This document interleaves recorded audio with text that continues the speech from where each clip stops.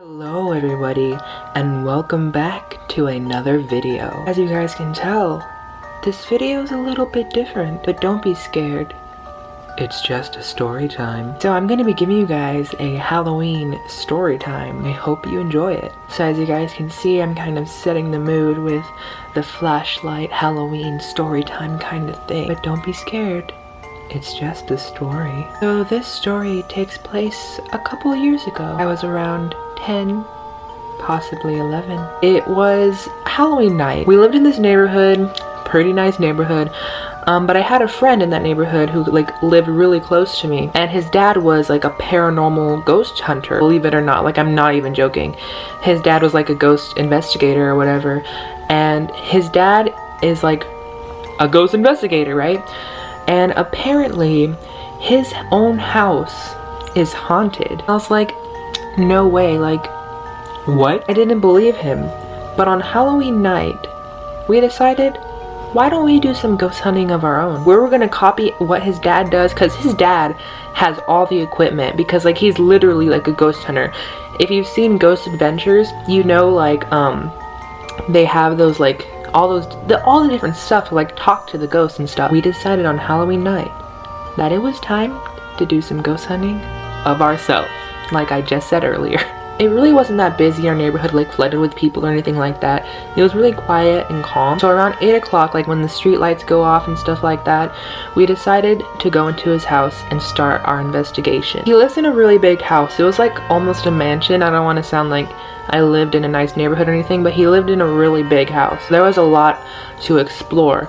And actually, talking about this now, just a couple months ago, I legit had a dream, like just a couple months ago, and this happened years ago, but a couple months ago, I had a dream that like I was back at that house. Like, it was so creepy. It was really creepy. Getting back on track to the story. Once we walked into the house, we just got a big eerie feeling because it was Halloween night, it was dark, it was nighttime, it was crazy. We just got this eerie feeling that somebody was watching us. The first room we like explored or investigated, I don't know what the term is, but the first room we investigated was the exercise room. So we went into his exercise room, and he has like basketball court, like a basketball court thing, like not a court, but like a hoop thing, I don't know, a treadmill, like a gym kind of in his house. And like, he's not really a basketball type of person. Like, nobody in his house plays basketball. Like, I don't know why he had a basketball court. But if you play basketball, comment below, because I really don't know anybody who plays basketball. That's not the point. The first place we investigated was that room. And we had one of those like, I don't know what they're called, but if you've seen Ghost Adventures, you know they have like a device that like it says like what the ghost wants to say. So we had one of those, and we were like, if anybody is in here, please give us a sign.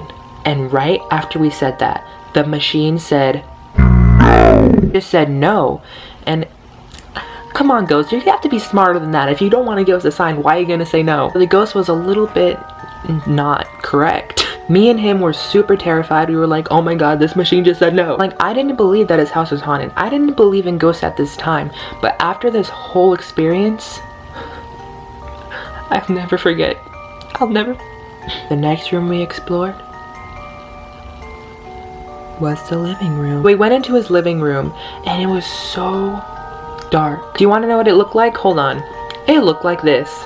This was the living room. We were doing this. It was so scary just being in that room, feeling all of the Halloween stuff. We asked the ghost, if anybody's in this room, bang on the wall. And literally right after we said that, all we heard was, it was so terrifying. I will never forget the day. But there's more. After the living room incident, we were terrified.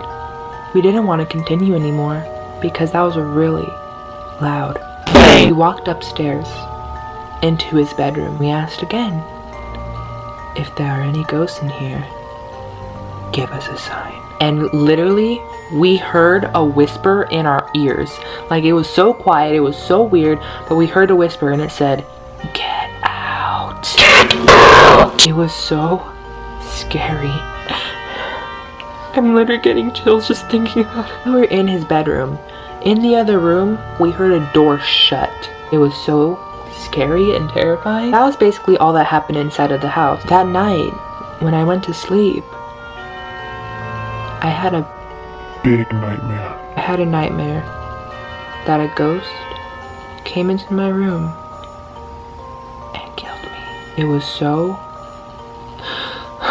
Then the next night happened. The night after Halloween. I had the same dream.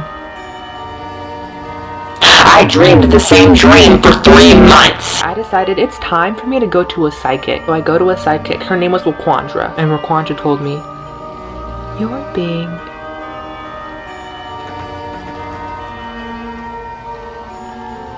possessed." I was like, "What do you mean?" She said, "You're being possessed."